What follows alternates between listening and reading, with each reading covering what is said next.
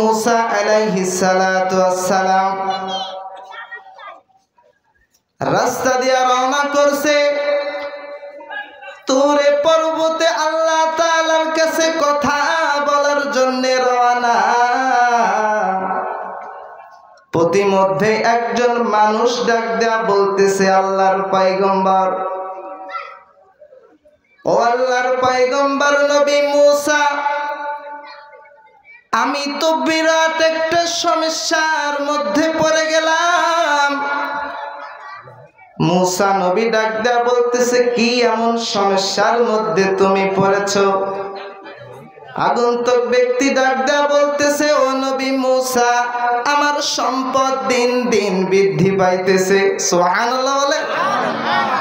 ও নবী মুসা, আমার সম্পদের পরিমাণ দিন দিন শুধু বাড়তেছে। এত বিশাল আমার সম্পদ হইছে, এই সম্পদের কারণে আমি আমার মালিককে ডাকতে কষ্ট হয়। সম্পদ অনেক বেশি থাকলে অনেক সময় কি হয়, আল্লাহর ইবাদত করতে কি হয়, কষ্ট হয়। ও নবী মুসা, আল্লাহর কাছ থেকে জবাব নিয়ে আসবেন, কোন কাজ করলে রে মুসা আমার সম্পদের পরিমাণ একটু কমে যাবে?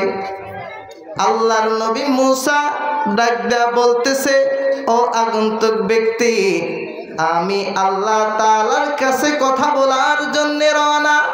আমি আল্লাহর কাছ থেকে তোমার প্রশ্নের জবাব নিয়ে চলে আসব, তোমার চিন্তার কোনো কারণ নাই। আপনার চিন্তার কোনো কারণ নাই। আল্লাহর নবী এইবার আবার সামনে রওনা করছে। রওনা করতে গিয়া দেখতে পাইতেছে আগন্তুক একটা বৃদ্ধ মহিলা, একটা মুরব্বী মহিলা। আল্লাহর নবী মুসাকে ডাক দেয়া বলতেছে, ও নবী মুসা, অনেক লম্বা ঘটনা, এইদিকে মনোযোগ দেন, অনেক লম্বা ঘটনা।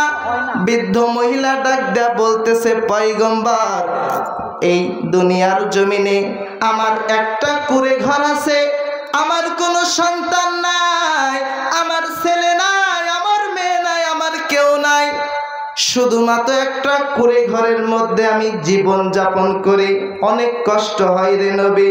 আল্লাহর কাছ থেকে যদি শুনে আসতেন কি আমল করলে আল্লাহ আমাকে একটু ধন ভান্ডার দেয়া দেয়, কোন আমল করলে আল্লাহ তাআলা আমাকে একটু সম্পদের মালিক বানায়া দেয়।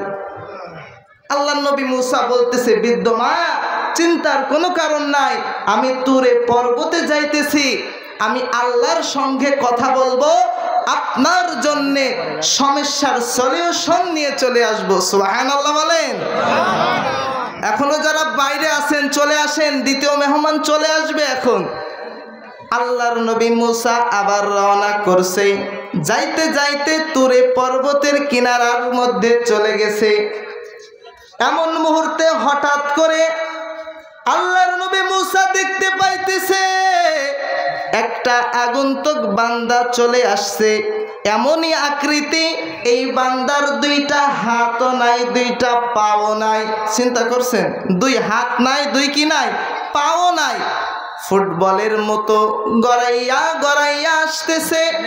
আসার পর ডাক দেয়া বলতেছে, ও নবী মুসা, আল্লাহ তাআলার কাছ থেকে একটু শুনবেন, আমার তো দুইটা হাত নাই, আমার দুইটা পাও নাই, আল্লাহ তাআলা কোন কারণে আমাকে বানাইছে? কোনো কারণেই তো আল্লাহ অযথা কোনো কিছু সৃষ্টি করে নাই। আল্লাহর কাছ থেকে একটু প্রশ্নের জবাবটা নিয়ে আসবেন। অনেক লম্বা চওড়া আলোচনা। এইবার আল্লাহর নবী মুসা তুর পর্বতে গেছে। দেখেন আল্লাহর কথা, ওয়া ইস্তাআযানা রাব্বুকুম লা ইন শাকারতুম লা আযীদান্নাকুম ওয়া লা ইন কাফারতুম ইন্না আযাবি লাশাদীদ।